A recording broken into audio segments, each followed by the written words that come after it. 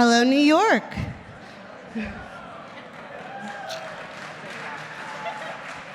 Welcome, everyone, to Naturally New York's third Pitch Slam competition in collaboration with Whole Foods Market.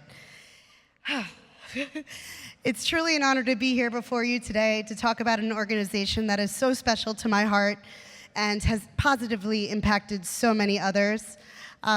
We are a community of CPG professionals with nearly 1,000 active members who are looking, thank you,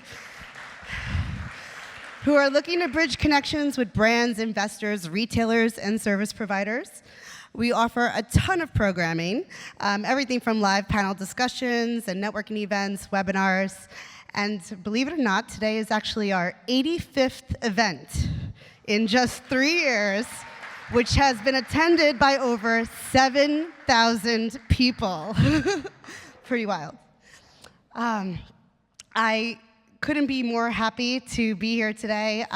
Thank you so much to all of our partners. We are a foundation of 80 partners and well over 300 brands that are all, looking again to propel their businesses forward, and that's why we put on such impactful programming like today to make that happen.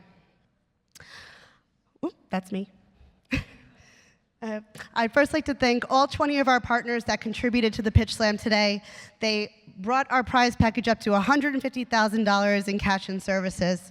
I especially want to thank the teams at BevNET and NOSH for helping with today's production. We honestly could not have done it without them.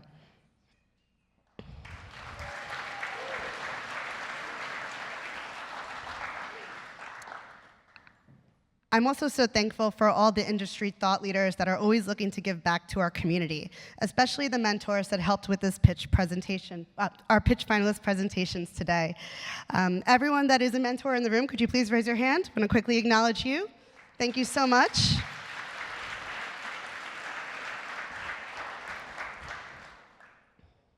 And of course, our finalists. Congratulations to you. Best of luck. And, really hope you do well today.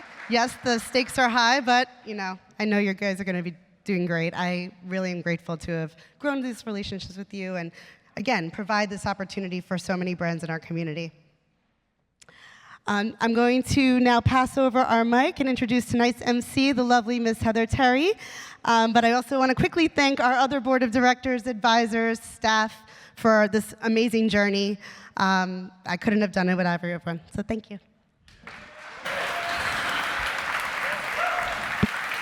Well, hi, everyone. I missed all of you, too. This is my third time hosting the Naturally New York Pitch Slam. I'm so excited to be here. Thank you to the board of Naturally New York, Adrian, everybody who makes this event possible.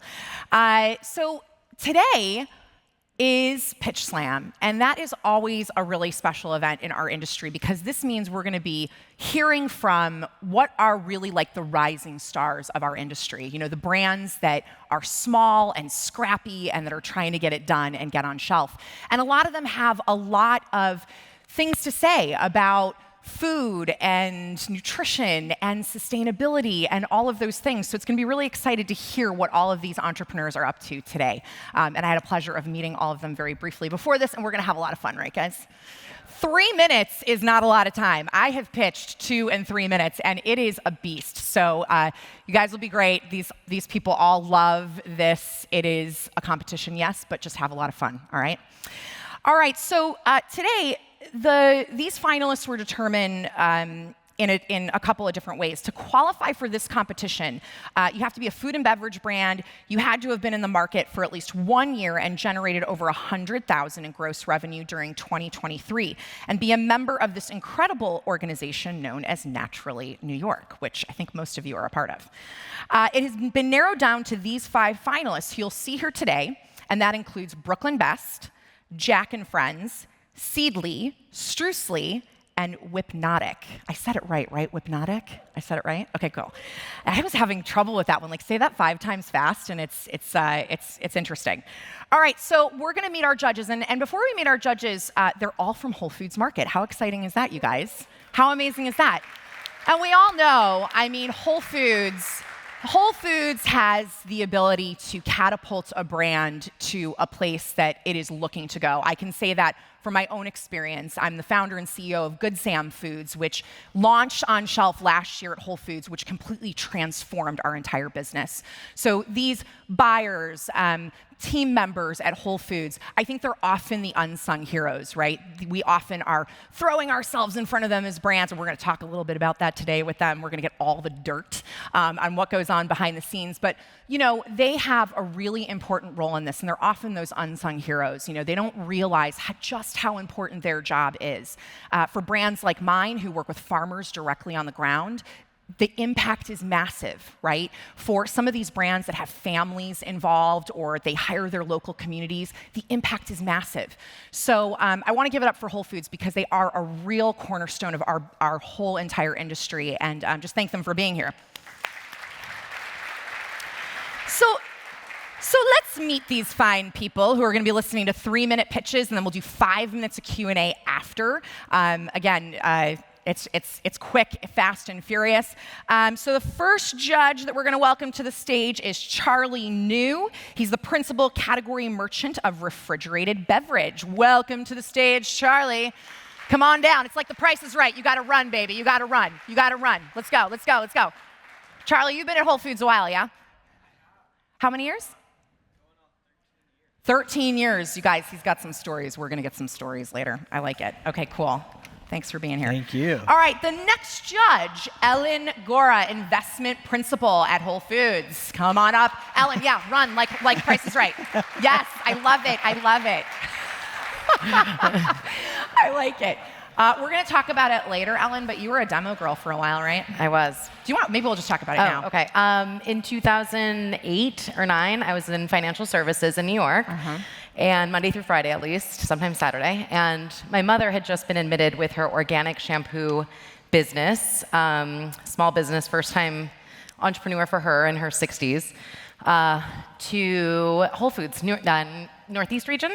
And so I would go do demos for her, slanging dog shampoo in Columbus Circle on the weekends, and I would go in kind of begrudgingly, but leave very energized from being in a Whole Foods on the weekend. So Ellen, I have to introduce you to Margarita Cabal, who's here with Good Sam, and she is like the best demo girl ever. She pulls out her pineapple chips like they're the most miraculous thing, and it's really like a wave of the hand. I want to see like what your wave of the hand for shampoo was. All right, next judge, Joanne Neugebauer. Come on up, senior category manager of beverage.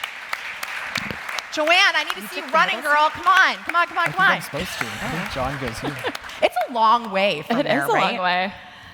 Cool, and how long have you been with Whole Foods, Joanne? 12 years. 12 years. Okay, so from both Charlie and Joanne, we're gonna hear some stories later, and it's gonna be fine. All right, and then my love, John Lawson. And you guys know, if you've seen Pitch Slam before, John and I always have a moment. So, you know, we're going to have one of those moments, right, John? Senior local forager, Northeast region for Whole Foods. John, how long have you been with Whole Foods now? Wow, almost 20 years. And how many years have I tortured you at Pitch Slam? This is only my second Pitch Slam with you. But Is it this really? is only your third, right? No, but we did BeyondSKU too. Oh, okay. So Remember, this is the third that's Pitch true. Slam that So we 2.5. did.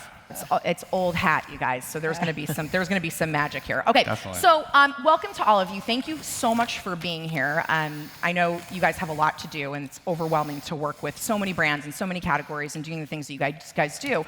But before we get to the pitches, I want to ask you, what are you looking for today from the pitches? Because you got to try the products in the back already, right? So they've tried all your products. But what are you looking for in the pitches? John, why don't we start with you? I would say, from my perspective, being the Northeast forager, I'm looking for a brand that can really knock it out of the park in our stores. Come in, figure out how to work in our stores, and be successful on our shelves and grow with us. Cool. What about you, Charlie?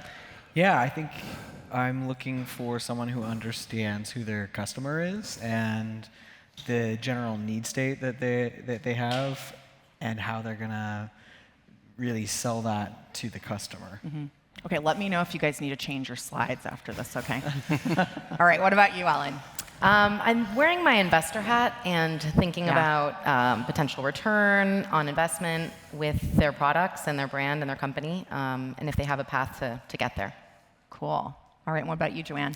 Everything that they said, but also really looking for, do you know your niche in the market? If you define it to us on this panel, can it come through on your packaging? And if so, it'll also translate that for the consumer. But really the goal of the pitch is to make our job easy. So can you do that? And can you really show us in 3 minutes why, if I have to choose only one brand, why it should be you? Awesome. Okay, thanks, you guys. All right, so are we ready to do this? Yeah. Are we ready to do this? Oh, I love this audience. Usually I have to ask 2 or 3 times, but you guys are a lively bunch. I like that. Okay, so finalists will each have 3 minutes to present their pitch and will be judged on presentation, storytelling, innovation, social impact, branding, and market viability. This will be followed by 5 minutes of friendly grilling from our judges, and we will move on to the next company. If answers are going long, I'm going to move the cohort along, yeah, guys? So if you're getting long-winded, I will give you a nudge, and we'll keep moving through the questions. Attendees, you have a very, very important role today. While the judges go to deliberate the grand prize winner, you will have the opportunity to vote for the audience choice winner, who will also receive a valuable prize package. Instructions will be provided later in the show to vote with your mobile device. It's really important. I'm going to have a lot of information. I'm going to need you to get your phones out. We're going to have about 3 minutes to do it. It's going to be quick and dirty, and we're going to do it fast, okay? So I'm going to need you all to listen and look. All right, let's just remind ourselves what's at stake. The winners will receive a prize package valued at $150,000 in cash and services from our 20 partners that you saw up there earlier. The grand prize winner will receive a prize package valued at $100,000 with $25,000 cash prize, and the audience choice winner will receive a prize package valued at $50,000 with a $10,000 cash prize. That type of money in this stage of startup is relevant big money, okay? So choose wisely. All right, are we ready? Woo. Are we ready? Woo. Woo. You guys, I need more. I need more here from y'all. All right. All right. My first contestant. Where is he? It's like this poll is not doing us well here, guys. All right, our first contestant is Mac Patricki, co-founder and CEO of Brooklyn Best. Brooklyn Best is a New York City-made lower sugar iced tea and lemonade line. Welcome to the stage, Mac.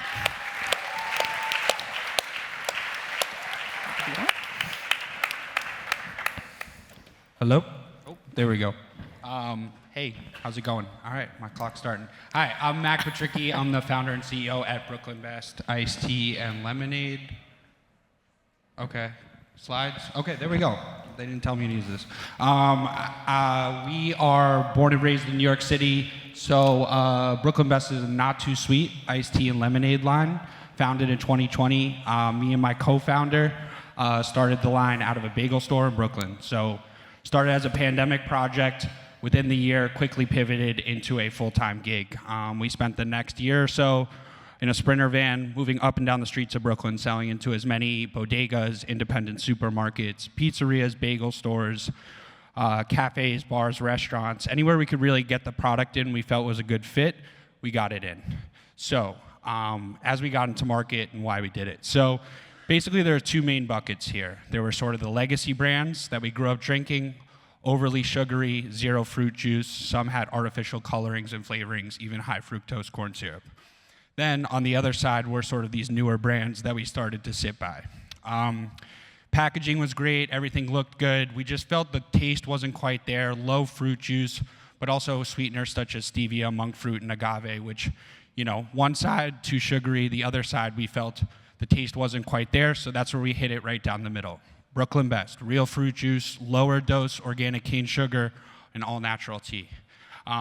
This is definitely a growing category. So $12 billion category shelf-stable tea overall. A little under 10% of that is in the natural grocery channel. And some really important data that we thought was interesting was that the consumer is clearly looking for new options. The legacy brands are down overall, the top 3 legacy brands in the natural channel, top 3 insurgent brands, 600% growth. So innovation is winning here. And yeah, okay, 1 minute, wow. All right, so we are growing quickly. A lot of independent chains in the Northeast, expanding to New Jersey, upstate, Long Island. mix of nice food service as well as our independents.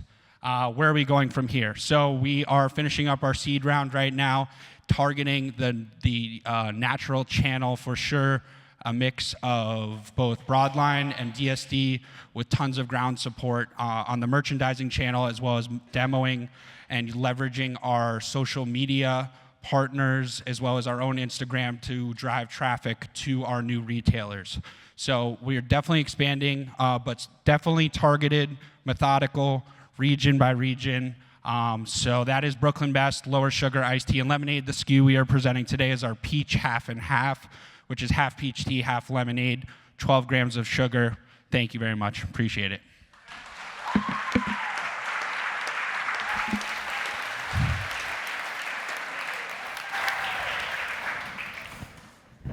Fire away, judges. So who do you see as your biggest competitor on the shelf at Whole Foods? Right now, I would say Just Iced Tea is our competition. Seth has done a great job. We have very similar stats. We're definitely positioning ourselves in a little bit a different way in terms of our branding, our marketing, and our social media support.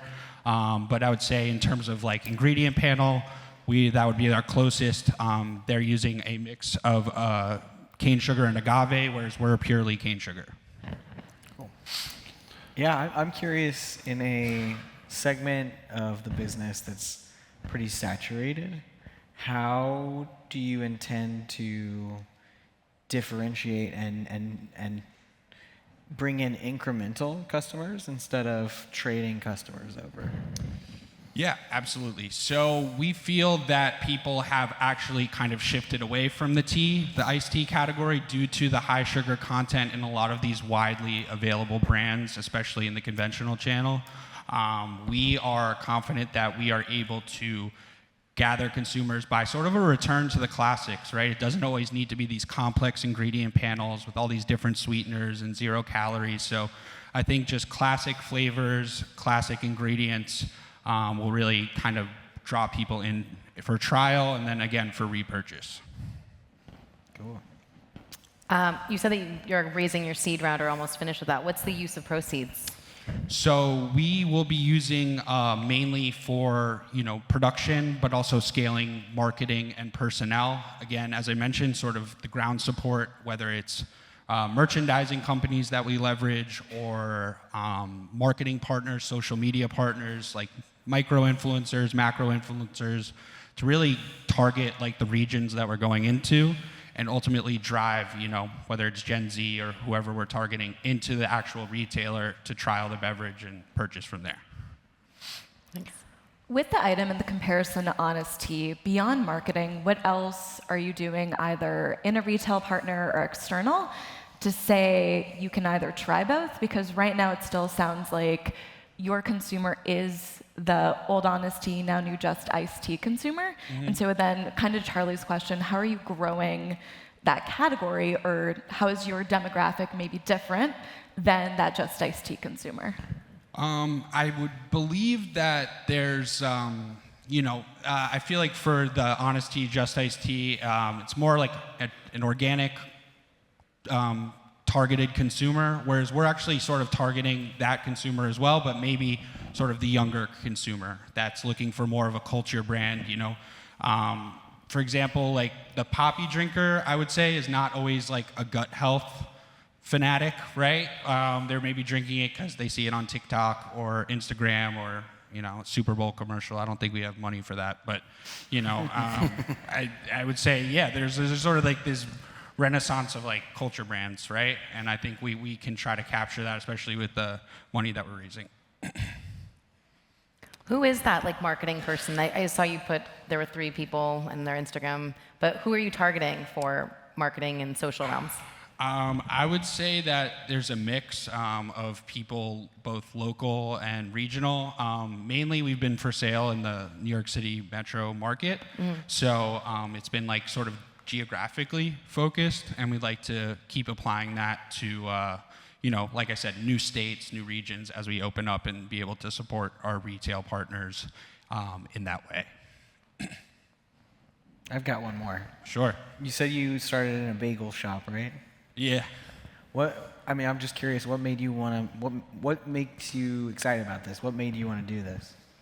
Well, so it was the pandemic, right? I was working from home, and my co-founder, he had the idea of canning a low-sugar lemonade, and we kind of bounced the idea back and forth, and we were like, why don't we just do a Snapple 2.0, right? It was like this drink that we all grew up drinking at the corner stores, and there was no real option that fit, especially that Honest Tea had fallen off the shelf at that point. So, I got into it, and I got really sort of obsessed with CPG and like production and COGS and all this stuff and distribution, and yeah, just sort of built it out that way, and yeah, really love doing what I do. Yeah. All right. Cool. All right. Thank you guys. Thank Appreciate you. it. Come on down. All right. The peach All half right. and half is great. What's that? The peach half and half is great. See, they were trying everything, you guys. All right, so next to the stage is a really interesting company that centers around jackfruit. Does anybody know about jackfruit? So I'm in the world of sustainability, and whenever I have the opportunity to talk about something that's a really sustainable crop, I like to do it. So if you didn't know this, jackfruit trees do not require irrigation. Did you know that? I didn't know. Cool, right? Yeah, no very water, which in farming, that's something we're always really concerned about, is how much water it takes to actually grow something. No pesticides or herbicides because they're super resistant to pests. And they're also a shade crop, which means they help foster regenerative environments. So I just want to throw that out there because I love me a good sustainability story. So the next founder that's going to come up is Jessica Kwong, who is the founder and CEO of Jack & Friends. Jack & Friends crafts inclusive food for different lifestyles without sacrificing nutrition, starting with jackfruit jerky, which we all tried in the back, right? All right, Jessica, come on up.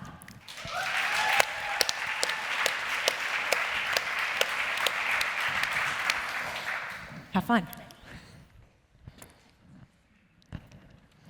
Hi everyone, my name is Jessica Kwong, and I am the founder of Jack & Friends. So as I was studying all the lovely nerdy and technical topics that comes with being a food science major at Cornell University, I realized that consumers were facing a huge problem. And one such consumer was my father, who in his 50s developed allergies to fish, shellfish, and gluten, and had to become conscious of his sugar intake as well as cholesterol as he got older. So, someone coming from Chinese heritage, you can imagine this made things very difficult in terms of finding foods to eat, and honestly is still a challenge today. So during my senior year, when I had a full-time offer on the table from Mondelez International, I made the risky and huge decision to turn it down and instead found a company to provide a solution for people like my father and embody inclusivity. And what I mean by that is Jack & Friends is on a mission to craft food inclusive of different lifestyles, diets, and allergy restrictions without having to sacrifice nutrition or quality. So meet Jack's Friends. We are the maker of jackfruit jerky that is not only vegan and top 9 allergen free, but also packs up to 15 grams of protein and 9 grams of fiber per bag with no added sugar. So currently we have 3 friends or flavors, Tom, Terry, and Barb, which are all amazingly delicious. But most importantly, we're creating a product that does more than just check the box of being plant-based, where a jackfruit jerky, which means our first ingredient is always going to be jackfruit, compared to probably our most notable competitor, where their first ingredient is water, and the rest of it is a bunch of junk that people don't want in their better-for-you products. And as we take a deeper dive into the category itself, we realize plant-based jerky needs a fresh face, and we're here to deliver that. So, other product offerings are not delivering on allergen-friendly status, nor added sugar, and we see a divide in the category where products either provide protein or fiber, but not both. Which is why when I soft-launched Jack & Friends with just one SKU exclusively online, we caught the attention of the New York Times in the first month, grew D2C by 136% year over year in the next year, and had some really great accolades from customers and national media.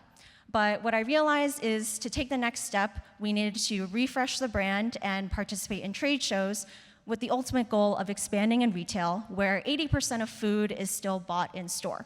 So after starting with about 5 stores, by the end of this month, we'll be in 60, and we currently have a bunch of exciting retail launches scheduled for October, as well as pending activations to continue growing our store count throughout the end of this year. Now, we're still super early, but what's really exciting is that we have more than doubled our current retail velocity and have a lot of exciting things planned for our new friends in the future. Thank you.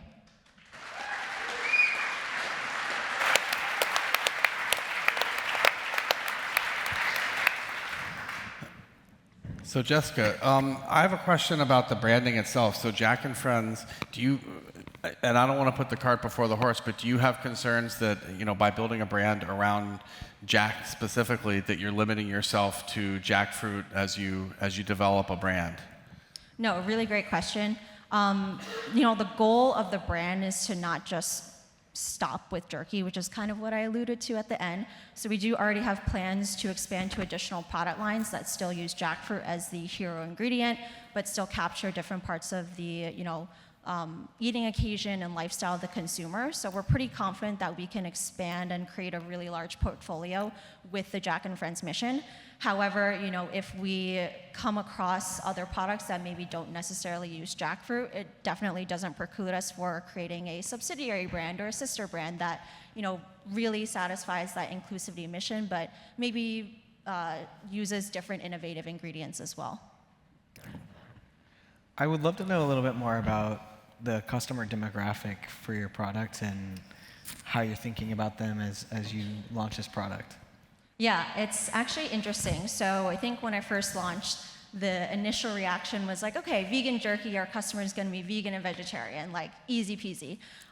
Over the years, we've actually realized that our core customer is more in that flexitarian route, which ends up being really great for us. So people that, not necessarily strictly vegan or vegetarian, but overall live busy lifestyles, want simple choices, and are overall health conscious. So they're looking for products that, really deliver on taste and texture, but also provide those nutritional benefits. Excellent. I sampled the tomato and the barbecue, and they were both really nice texture.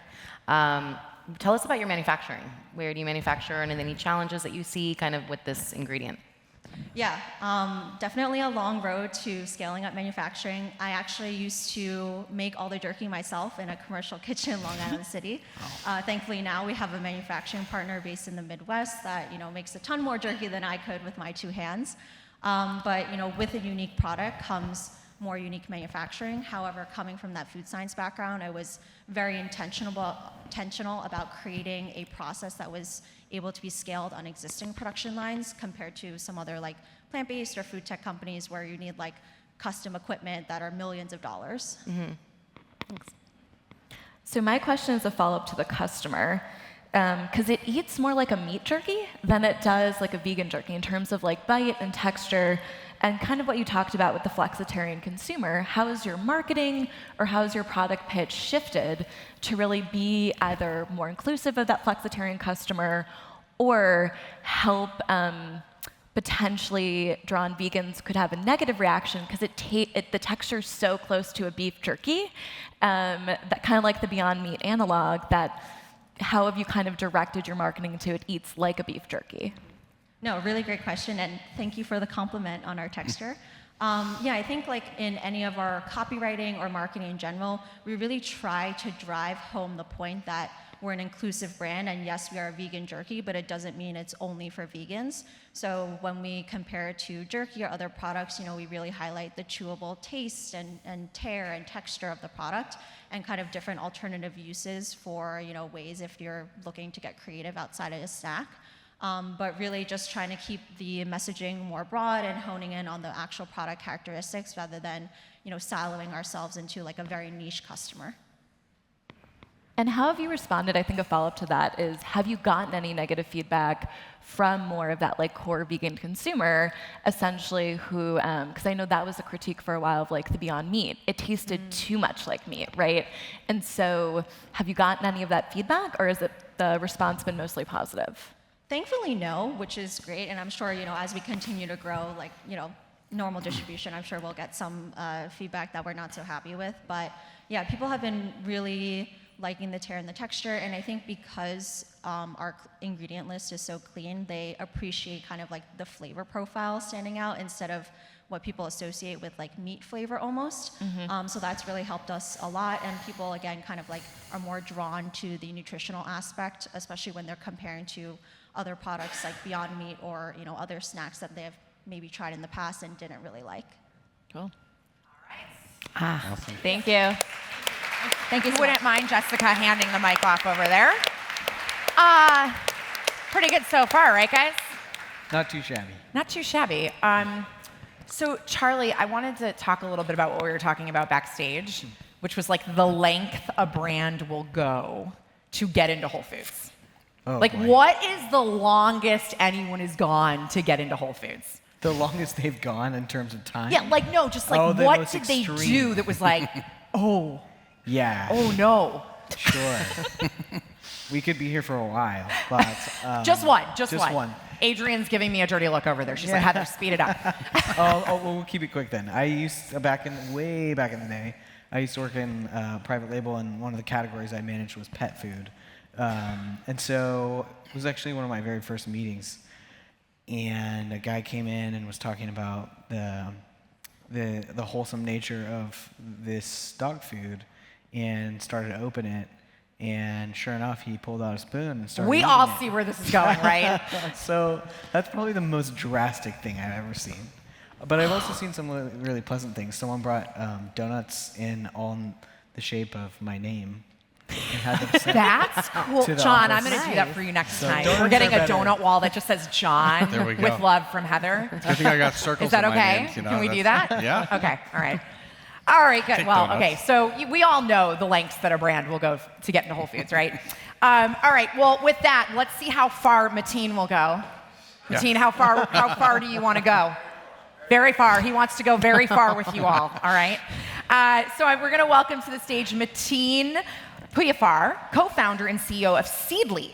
Seedly is a low-sugar, high-protein snack brand that celebrates the nutritional benefits of seeds that finally makes eating seeds exciting. We all eat seeds, right? Yeah. Do you all eat seeds? Not like his seeds, apparently. So come on up, Mateen. Thank you, Heather. Hey, everyone. So my name is Mateen, CEO of Seedly Foods. Seedly began with a clear mission: to create delicious food with healthy ingredients that help local agriculture. I am very glad and very fortunate to have my mother and my brother with me, as we are a family business. Most of us, I think almost all of us here, are looking for healthy snacks. We strive to find something that's indulgent and healthy, and often struggle to do so. We all want something that tastes great, but we compromise most of the time on either taste or health. Seedly is a low-sugar, high-protein snack brand that finally makes eating seeds exciting. We are the first brand to create a chocolate bark sweetened with coconut sugar. We've combined paleo chocolate with the snackability of bark in a pouch to create a truly innovative product. Think of it like a grown-up version of Bark Thins. According to the most recent Mintel report, 73% of us are snacking at least once a day, and our top 3 perceived healthy foods are vegetables, fruit, and seeds. What we look for most in snacks are that they satisfy cravings, provide protein, keep us full, are low in sugar, have healthy ingredients, and organic is a plus. Seedly has all of those. And when compared to the better-for-you competition, Seedly stands out with less sugar and more protein. Our top-selling SKU is our Celtic Sea Salt, followed closely by Raspberry Bliss and Vanilla Crunch. Seedly customers spend more, read labels, and are loyal. My sister is intolerant to dairy, and my cousin has a peanut allergy, but nobody is left behind with Seedly in work, home, or at school. Our SQF-certified production facility has capacity to grow tenfold, and we have doubled our revenue the past 3 years and continue to do so this and next. What I love most about what I do are the fans that reach out raving about our product. Like Sherry, who last week told us she buys 6 packs at a time because our ingredient combinations are so hard to find. Or when we got invited to our graduation celebration, which I honestly thought was a joke, but it wasn't. Or when we were the second most sold chocolate brand after Hue at Erewhon. But we're more than an organic snack brand. Seedly has partnered with Cornell University to grow all of our seeds right here in New York State, and we're committed to that. We educate farmers on how to grow, process, and harvest their seeds. So whether you're an investor, retailer, or distributor, please join us in revolutionizing indulgent snacks.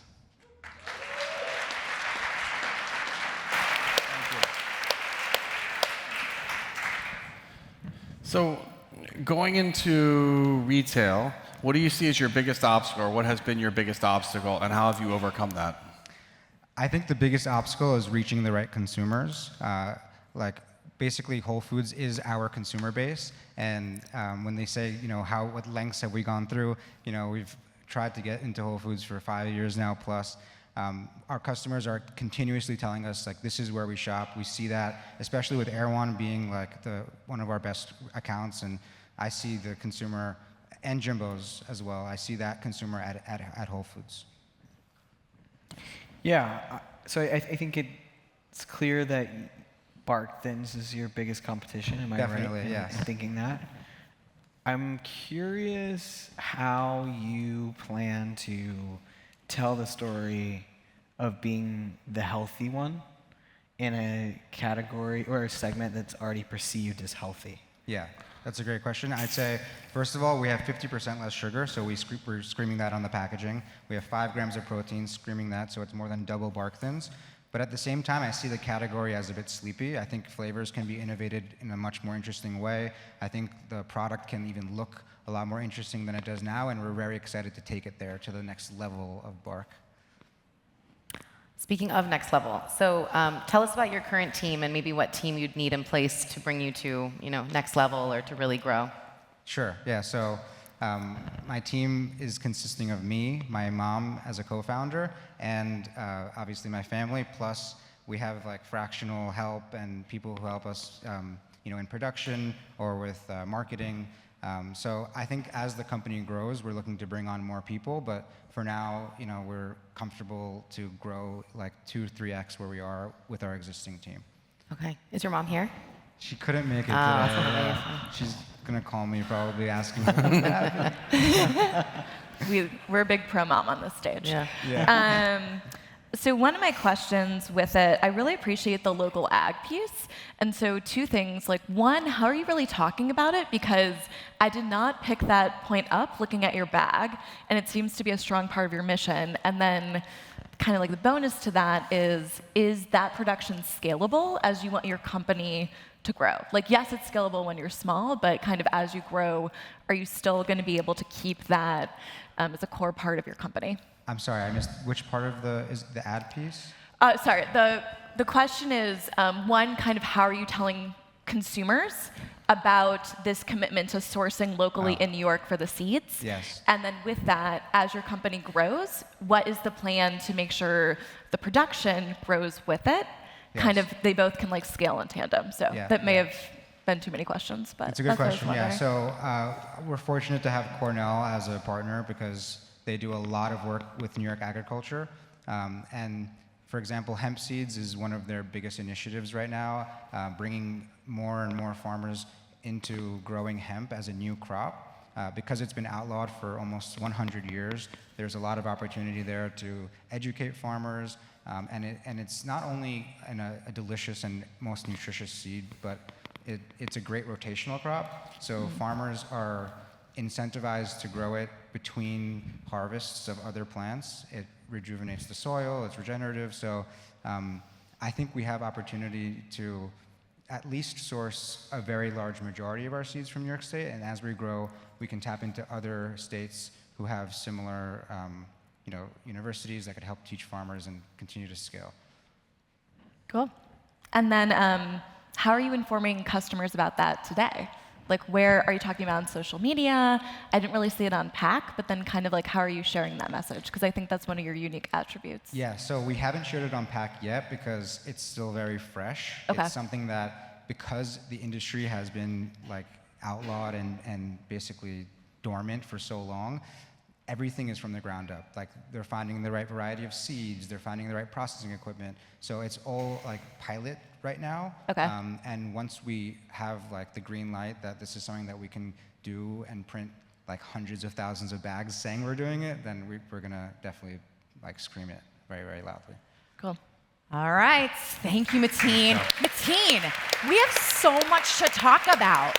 Like, so much to talk about. Like, you have my heart with all the farmers and everything. Okay, hand the mic off to the next presenter. You guys, we all know that John and I are really close, right? We all know that, right? I feel kind of like we're getting close too, though, the three of us. So, Joanne, I want, like, give me the dirt. Like, what? Give me a good Whole Foods story. So a good Whole Foods story is kind of very applicable to this event right here. When I was earlier in my Whole Foods career, and I came up through the stores, so I was very familiar with what product looked like to customers, but not so much the terms of the industry. And like John, I used to be on the local team, so I would go and talk with brand incubators and talk with smaller brands. And at one brand incubator, I was sitting in a meeting, and someone just kept saying the word CPG, CPG. And as working with like smaller brands, no one had really used that type of like technical term before. And my brain, I was like, why do they keep talking about weed derivatives? We can't sell those in our store. This is like her first year, okay? Cut her some slack, all right? So for a good like 20 minutes, I thought we were talking about CBD. And that I was, how do I break it to this brand who's been like really excited to talk to me that I can't sell their product because we don't allow ingestible CBD. And no, it's just I wasn't used to big kid terms, and here we are. So. Joanne, you could talk to, there's a whole bunch of people from BeyondBrands here, and they have like guides and glossaries for like new brands of like, this is what these 3 letters mean.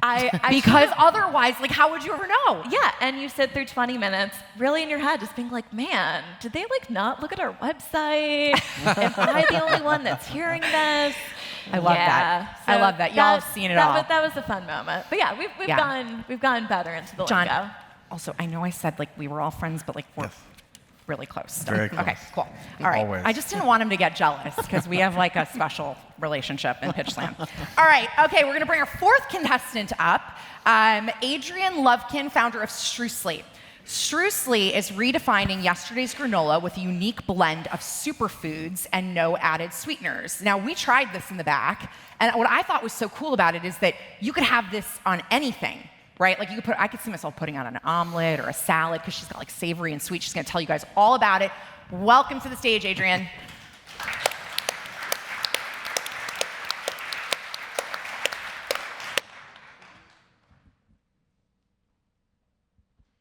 My name is Adrian Lufkin, founder of Strucely Granola Redefined. Why is Strucely so redefining? I made the bold decision to craft Strucely with 0 added sweeteners of any kind. That's right, nothing added. Did you know that 75% of adults are trying to limit or avoid sugar of any kind? And did you also know that 3 out of 4 products on the shelf contain sugar or artificial sweeteners or a combination of the 2? Strucely gets its subtle sweetness from tiger nuts. Sliced tiger nuts are the secret sauce to Strucely. They're actually not a nut, but a tiny root vegetable rich in prebiotic fiber, which we can all use a little more of, healthy fat like olive oil. So there's no oats in Strucely, no grains, it's also gluten-free. I spent my career as a private chef tailoring meals for clients with various health concerns. I have a few health concerns of my own. I have chronic migraines and Crohn's disease, so I understand inflammation in the body. I also understand that food is medicine. We have a few more added superfoods in Strucely, like hemp hearts and chia seeds and flax meal and walnuts. So I bet you're wondering, does all this healthy stuff in Strucely actually taste good? You bet your ass it does. Streusely is a back-to-back Good Housekeeping Award winner, Men's Health, and Health.com Award winner. So many in the industry think so, and so do our loyal Streusely customers. In 2023, we raised our seed round, assembled an amazing team. We have an amazing board. We have a fantastic group of key advisors. We launched Streusely.com and Amazon.com. We expanded our regional footprint, starting in Southern California and New York City, the tri-state area. Looking ahead at what's next, basically growing our national distribution, profitability, line extension, new flavors, overall world domination is what's next.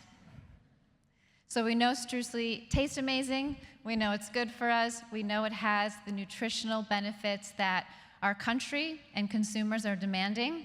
Streusely really is granola with benefits. It really is granola redefined.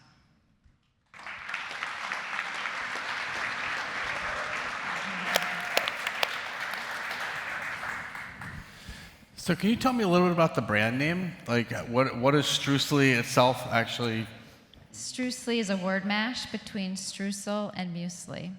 And streusel is? Streusel in like the culinary world is sort of like a crumbly topping on things, like streusel-topped muffin or streusel-topped quick bread, something like that. So it's a loose play on the streusel because you can put it on things or in things, and then the muesli part. And then who do you see as your biggest competitor in the space? I think we really stand in a class by ourselves, given our ingredients. But if you asked, I would say a premium brand like a Matcha Full or a Paleonola, because they're grain-free, or other sort of premium, maybe gluten-free brands. Yeah. Cool. Thank you. So obviously you only have 3 minutes to talk about your product. And on shelf, the customer is got an attention span of about 2 seconds. I think that's probably generous as they're looking down the aisle. I'm curious, one, what do you think is the singular most important thing that you want the customer to know about your granola? And two, how are you going to tell it on your package? Well, our package, we have pretty much our important facts right on the front of the package. We talk about our key ingredients and our key benefits right on the front of the package. So that was one of the reasons we did that, to kind of differentiate ourselves from all the granolas. It's very simple, minimalistic, but easy to read. And I think our real biggest differentiator is our no added sweetener of any kind. There's no granola out there that has 0 added sugar or sweetener of any kind. 2 questions here. One is on the tiger nut side. Is there any sort of commodity pricing risk issues that we should foresee? And then the second side is around, you mentioned you had fundraised. What's the longer term vision for what you want to do with the company? So no, we have a great tiger nut supplier that we've been working with. And where's it sourced from? Like what region? They're grown in Spain. That's where our supplier is. Okay. As far as expanding the company, I always say I'd like us to be a pantry staple. So that's the vision, is for Streusely to really be a pantry staple in people's homes. Well, one of my questions, I think, was around your ingredient deck and really getting customers to be able to focus. Because I think one of the challenges I had, again, when reflecting on your packaging, was there was a lot of information, but it was almost too much. And so with that being said, what would you say are like your top 3 attributes that distinguish you from other items? Other items? Or like, sorry, other granolas, other right? granolas. So like, yes, you list out all of your ingredients, kind of what they do for you, but if you had to take that list and kind of pull it down to like 3, what would those 3 be? So we went to FNCE in Orlando, and we surveyed all of the dietitians, and the top 3 were the 0 added sweetener, the high fiber, and the grain and gluten free. Yeah, I'm curious. We don't have anybody on the panel right now who's nerding out on the data of the category. So what is the just overall growth in this category right now? I did do my research. I know the granola category is in the billions and growing, and I know specifically the gluten-free granola category is growing at an even higher percent in the billions. I think it's like 7% in the next 9 years.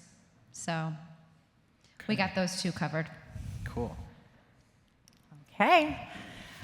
Any more questions, guys? Good? I don't think so. All right, Good. excellent. Yeah. Thank you so much. Okay. For those of you that know me, you know I've been really good, but then they gave me a whipped cream. Uh-oh. John, how am I supposed to say no to trying a whipped cream on stage? That's just not okay. I mean, the board really has to think about these types of things when they give me the pitch slam, all right? This is super cool. This is Whipnotic. And hey, Lori, will you come up here and show me how to use it real quick? Oh. I'm going to introduce her formally, but this is Lori, the founder, and she's going to show me how to do this. Let's do this like the way my 10-year-old would. Ready? Oh.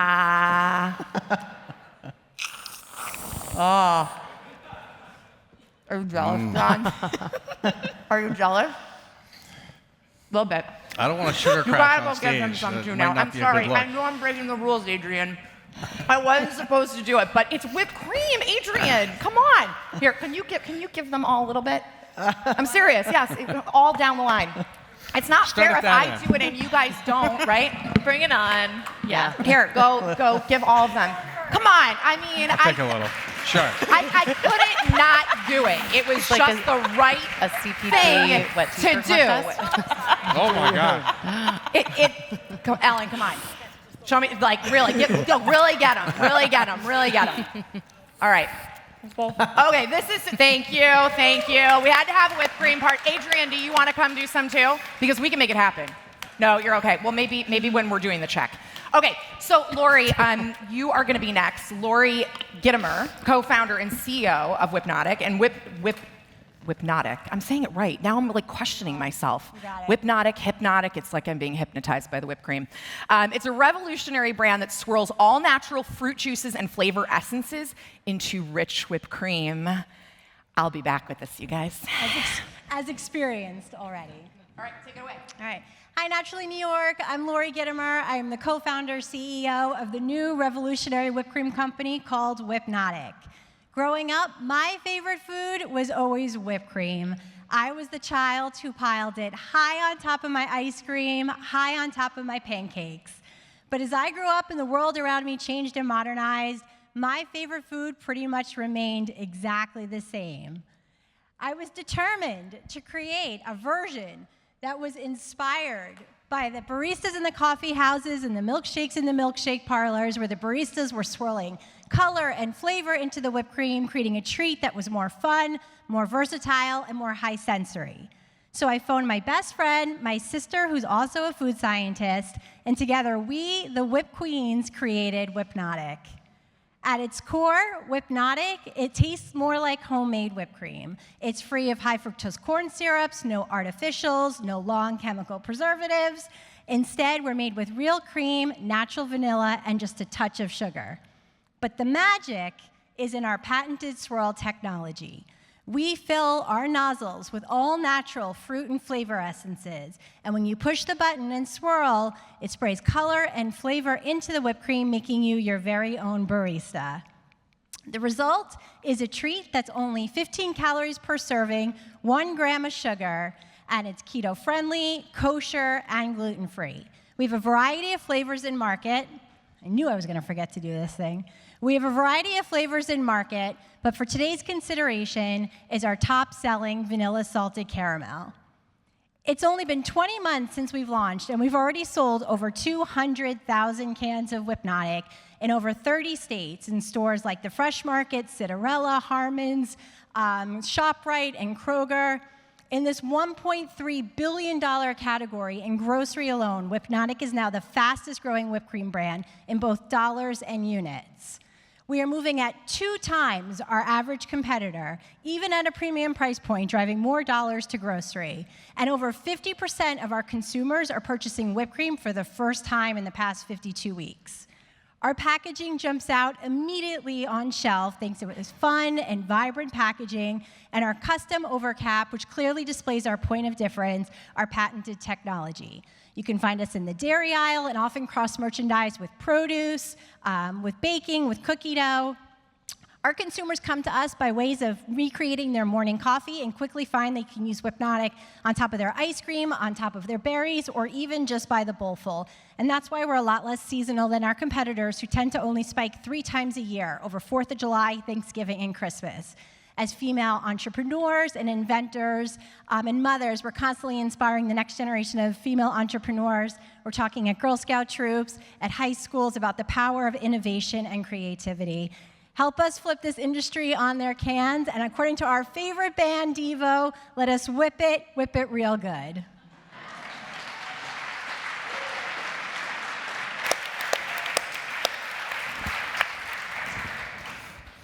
So you guys have launched into a lot of doors. Congratulations on that. Thank you. What has been your biggest challenge as you've gotten on shelf, and then how have you overcome that challenge on the shelf? Yeah, I mean, it's a great question. I think we're growing, but we're growing at a good rate. I think, candidly, as you know, since you've known us for a while, innovation takes time, and it takes, you're building something from nothing. And for us, the first part of it was building it out in prototype mode, so we had a very limited capacity. So we selected our partners very carefully of where our consumer was, where we should show up, and how many flavors we can get into market. As we are learning from our consumers about how they're using the technology and how they're eating it, we scaled it up and now have a much greater capacity. So we're really thinking about where the next places are. And the challenge is, quite honestly, just getting it in front of as many people as possible and educating on how to use this new technology in store. Awesome. So when you put a functional piece onto any kind of packaging, it's always subject to be difficult or malfunction. Yeah. I'm curious what you're doing and what you think you'll continue to do to make sure that this is not a barrier of success for you.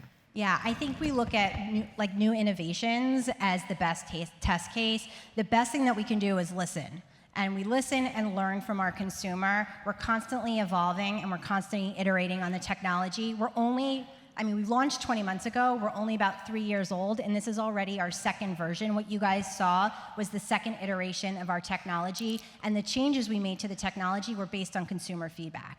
So we had heard that the geometry of our first button wasn't optimal for pushing, that we should add indents so people knew the optimal place on where to push. We made it larger so people had more flavor juice to go through the full can. So I think it's just a constant iteration of learning and listening and then education. So education has been the hugest part of this. One quick follow-up. So the sort of flavor add-on, where is all that liquid coming from? Yeah, it's a great question. So this is the nozzle that all whipped creams use today. This is the one that everybody's familiar with. What we realize is that there's only 3 manufacturers of the whipped cream in the US. It's a very small industry. You can't really innovate unless it's the last step of the manufacturing process. So that's what led us down to this technology that we patented and created. And we fill this with all natural fruit and vegetable juice. And that way, when we add it on, that's what's creating all of the high sensory. This is all one flavor whipped cream. This is all the flavor, and the sensory comes from inside, and it's microdosed to go through the full can. Okay, cool. I think of all the companies today, you've raised more than the average, and at around 4.3 million, what I saw in PitchBook. Innovation's expensive. Yes, yes it is. What were you looking for in investors, and what do you think these investors will do for you for the next phase of your journey? Yeah, so we're on our next round. Quite honestly, the rounds that we've done before was really about building, testing, getting it into market, seeing what the product viability was, what the receptivity was, educating on the new technology. So most of the earlier rounds went to building the molds and the machinery. So we just installed semi-automatic machines to take this from a manual process to a semi-automatic process. Moving forward, we're scaling the brand and we're lighting the brand on fire, talking a lot about education. So our next partners that we're looking for in our next rounds really have the strategic expertise to help us think through where are the best places for us to show up, How do we obviously start to build inventory, find the capital to be able to do so, and then also, like, from a marketing standpoint, have fun with the brand. Because quite honestly, like, now we're at the fun part because we've been so behind the scenes really working on the ops. I think my question around it, as you scale and as you iterate, what portion are you looking to iterate, right? In terms of like the flavor profile that's going in the cap or the flavor profile in the base? It's a great question.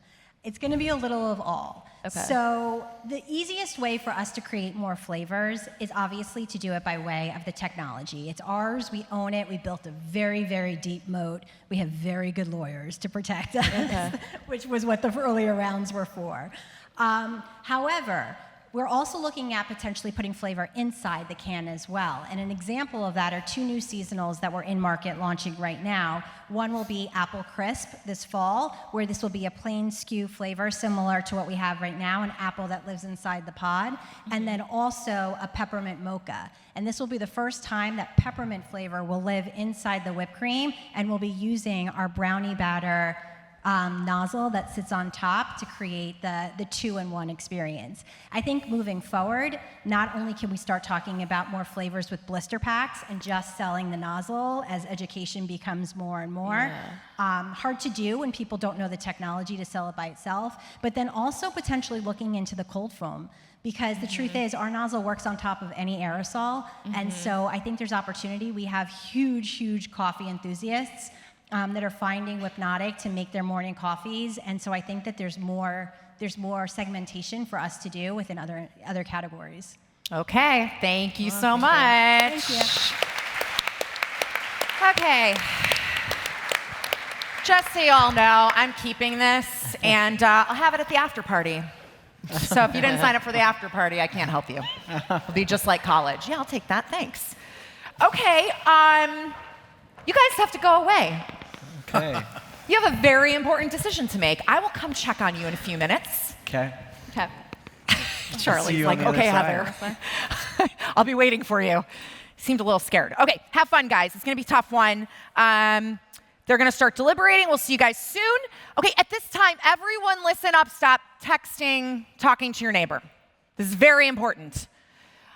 We are going to do the Audience Choice Award. All right, you're going to have 3 minutes. That's it. We're going to put a slide up. Okay, we have a visual here, and I'm going to say it so that because for those of us that are visual learners or verbal learners, we're all going to get what we need. You are going to text NNY 2772 to 22333 to join, followed by the letter of the brand you wish to vote for. A is Brooklyn Best, our iced tea. B is Jack and Friends, our sustainable jackfruit snack. C is Seedly, our farmer-friendly seeds. D is Strucely, the granola that can be put on anything. And E is Whipnotic. You made me break the rules. All right, is everyone clear? Does anyone need help? How are we doing? Adrian, space or no space? One word. So again, NNY 2772 to the number 22333. And then A for Brooklyn Best, B for Jack and Friends, C Seedly, D Strucely, E Whipnotic. Who needs more time? Okay, got 30 seconds. Any questions? Everybody got it? Question? Numbers. What is it? Instead of A through E, it's 1 through 5. Sorry, Adrian says sorry. We're breaking rules left and right. She's put this whole event together, so gotta forgive her. All right, so it's 1 through 5. 1, Brooklyn Best, 2, Jack and Friends, 3, Seedly, 4, Strucely, 5, Whipnotic, yeah? We're good? Thumbs up? Everybody good? Can we take it down? Can we move on? No, I heard a no. No, I've heard a forlorn, no. Please don't take it away from me, Heather. Okay, well, I'm going to start bringing up our mini panel, our Q&A. All right, so we're going to do a little city-side Q&A chat. I'd like for you guys to please welcome our special guest Dario Wolos, founder and CEO of Tacombi, and Naturally New York board co-chair and managing partner of BFY Capital, Gigi Lee Cheng, to the stage, and they're going to have a wonderful talk about Dario's business. Dario, I'm not leaving this for you. Do you want some before I go? Oh, no. Okay. Okay, he's looking forward to the dairy-free version, like you know now. It's coming. It's coming. So next time. I'll get you next time. Have a nice chat. Thank you. Hi. Is this good? Okay, great. Well, thank you, Dario, for joining us. And by way of introduction, I think many of you have probably had a taco or two or even three at one of Tacombi's 12 locations here in New York City. But what many of you may not know is that Dario founded the company in 2006 out of a modified VW van in Playa del Carmen. And it wasn't until 2010 that you opened your first taqueria on Elizabeth Street. Now you have more than 20 locations in 7 regions, including Virginia, Chicago, and Miami. And in 2015, you launched the Vista Hermosa CPG brand with chips and tortillas, and now, most recently, frozen burritos in nearly 3,000 stores. So congratulations and welcome. Thank you. Thank you for making the time to talk tacos and entrepreneurship. So we just saw 5 amazing founders here on the stage, pitching, putting themselves in a situation that is a little bit scary and perhaps vulnerable. I'd love to hear from you if you could share an experience where you were in a situation that was kind of scary and vulnerable, really kind of in the hopes of either attracting an investor or a mentor or an advisor. There's been many moments like that on the journey. I mean, just sitting here in the front and hearing all of these individuals come out and pitch, it even made me nervous. But they were excellent. It was a huge round of applause for them. I mean, that was really, I think,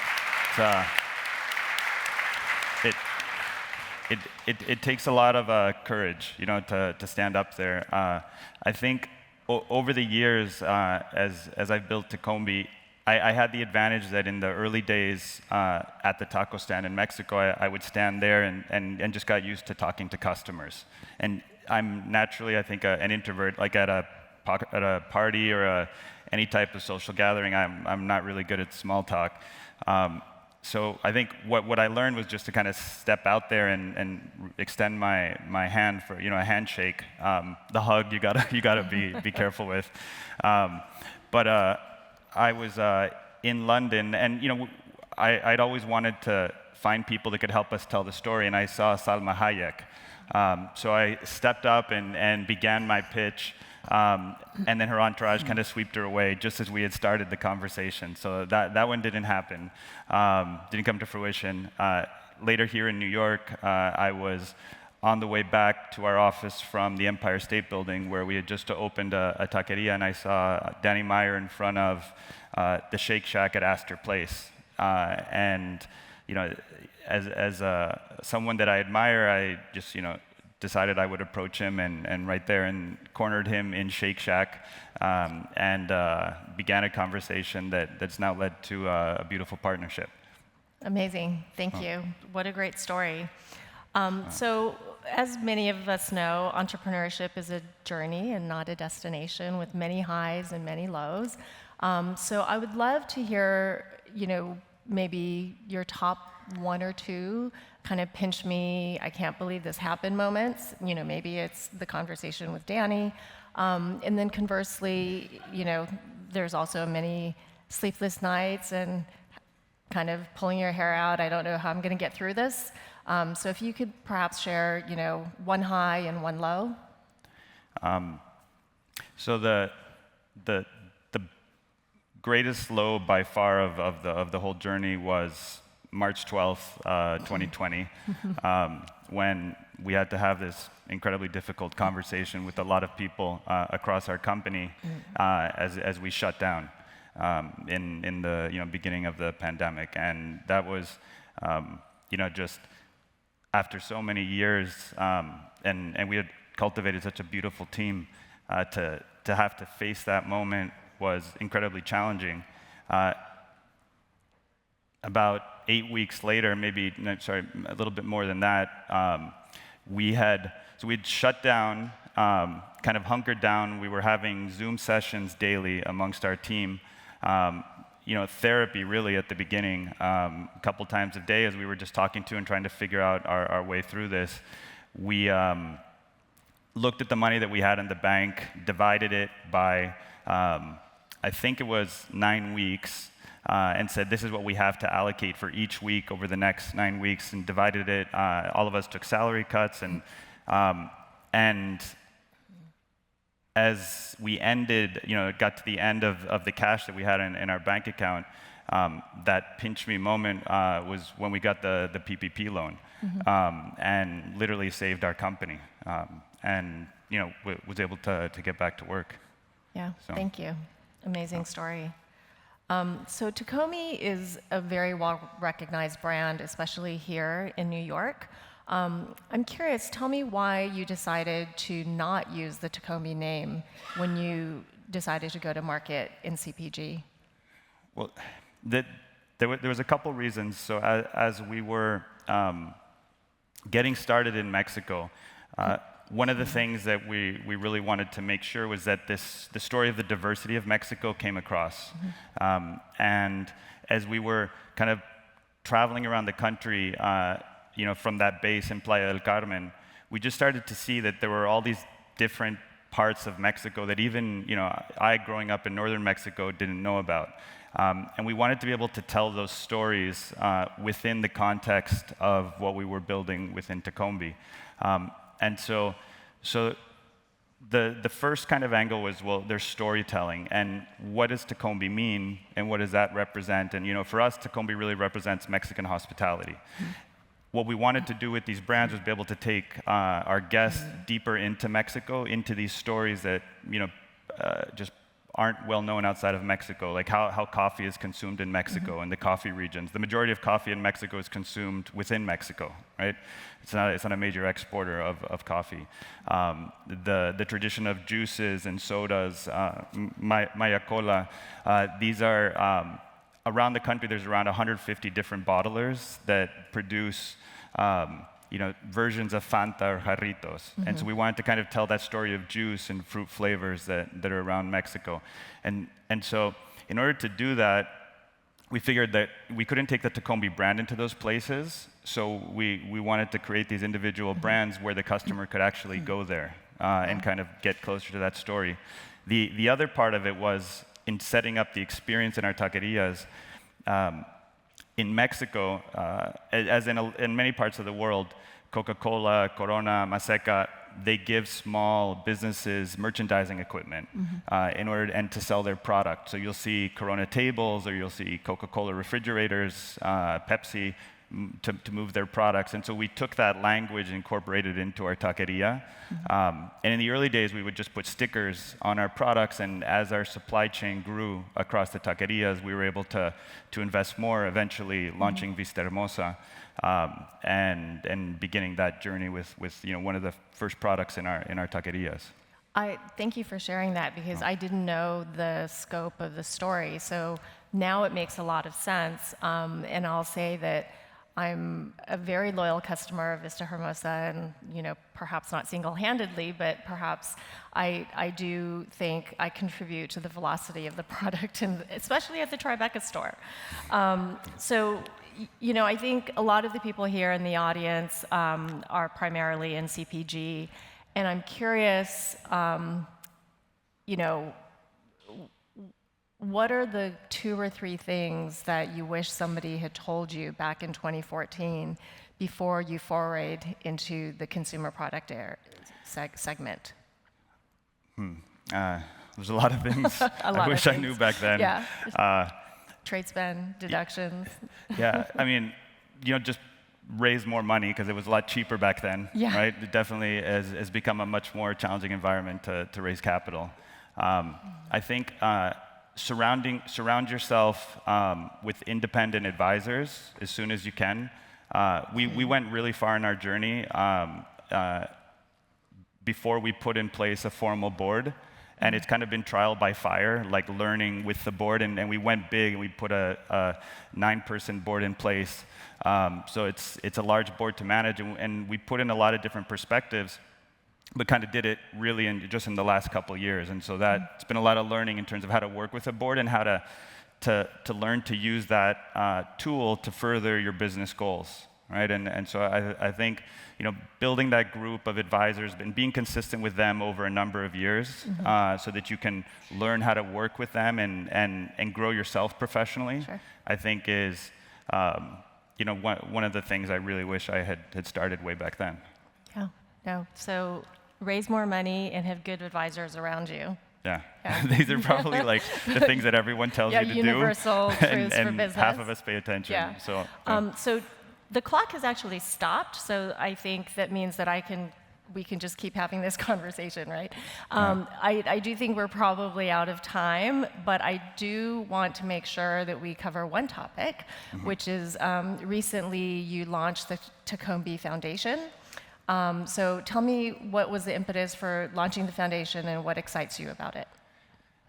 Well, so when we started Tacombe, I think having grown up in Mexico with the socioeconomic differences that exist in the country, and having had a privileged education myself, I thought that we had this beautiful resource in Mexico, which are its cultures and its traditions, and that people just already love. Like, we didn't have to convince anyone. But as we kind of told more of that story, we thought, well, we should use this to reinvest in the people to who this belongs. And so we wanted to create something in Tacombe that really lived up and had the specific focus of investing in Mexican communities. As we were growing, we in the early years would donate to educational charities and offer space in our restaurant and do things that we could. When we got to that size, we formalized that, and then as the pandemic hit, we'd set up the foundation. We were doing work in this area, and pivoted to use our kitchens that were empty to start making food for people in need. And that has now been something that's been embraced across all our taquerias and all the states that we work, and we make meals in each of our Tacombes and deliver it to community partners in each of the cities. People across the team at Tacombe will write notes to the people that they're sending the food to, kind of notes of encouragement. And so it's really awesome to see how you can plant a seed and it grows into something that other people take way further. So. Yeah, I love that, sort of using the existing space and resources that you have in a different way to give back to the community. I know that you also sometimes partner with other organizations, so I know that Adrian is working on a Tacombe Naturally New York Volunteer Day, so we're looking forward to that. And I see Heather hovering, so thank you so much. I wish we had more time, but I'll give it back to Heather. Cool, thank you. Awesome. Thank you. Thank you, guys. Thank you. It's a great way to kill time. All right. Where are the judges? Are they coming? They're coming. Judges, get your butts up here. It was hard back there, you guys. I went back there. There was a lot going on. I've got some good Instagram footage of them all yelling at each other and then Joanne spilling whipped cream all over herself. It was heated. So what do you guys think? You feel confident? You feel good? Yeah. We want to give money to everyone. I know. That's the thing, right? And speaking of money, I mean, look, startups need cash, and the last 2 years have been really, really tough for a lot of startups in the space. So for all you investors out there, start thinking about how you can deploy money again, because that's really important, and also for female founders. Female founders only get 1% of all capital that ever flows through in deals. And we really have to change that in this industry. Thank you. All right. We have 2 great prize packages tonight, and we're just going to talk about them one more time. And they're going to go to 2 different companies. So if the audience choice winner is the same as the judge's choice, the audience choice will be awarded to the company with the second most votes. Make sense? Okay. I know we were talking about that back there. The audience choice winner will receive a prize package value at $50,000 with a $10,000 cash prize. And the winner of the audience choice is Jack and Friends. Come on up, Jessica. We're going to take a really quick picture with the judges. Come on, come on, come on, come on, come on. Love a big check. Come, come, come. Congratulations. Congratulations. All right, take your check. Okay. I don't know where we're smiling.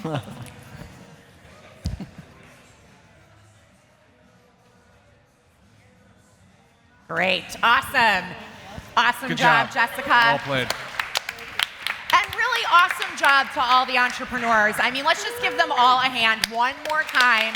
Excellent pitches, excellent products. Made it really hard. Okay.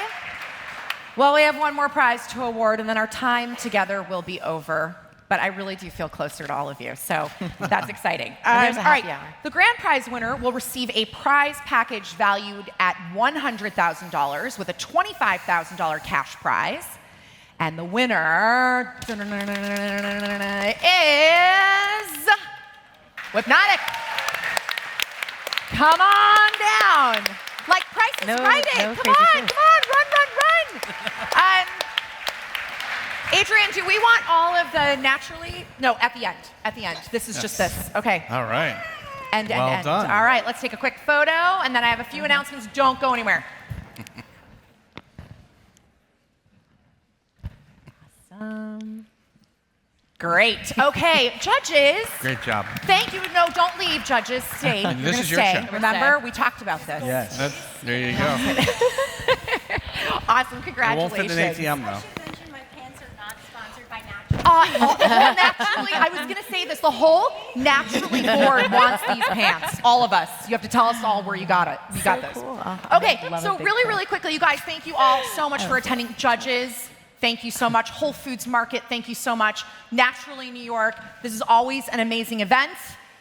I'm going to make one last announcement. If you love pitch slams, if you love them so much you want to see more pitch slams, BeyondSKU is a local accelerator here in New York City. It's still accepting brand applications through June 15th at BeyondSKU.org. That is a really fun accelerator program here in New York City. And the BeyondBrands crew is here. They work with that accelerator, and any of them can answer questions about it. So I know you all want to be there, so check it out, okay? All right, now I would like Naturally New York board members to come up on stage. Whole Foods Market team, Dave Lafferty, I see you back there. You better come up here. I'm calling you out. So anybody from Whole Foods, anybody from Naturally New York, please come up to take a photo with all of our finalists. And thank you all. Have a wonderful, wonderful night. And thank you, Adrian.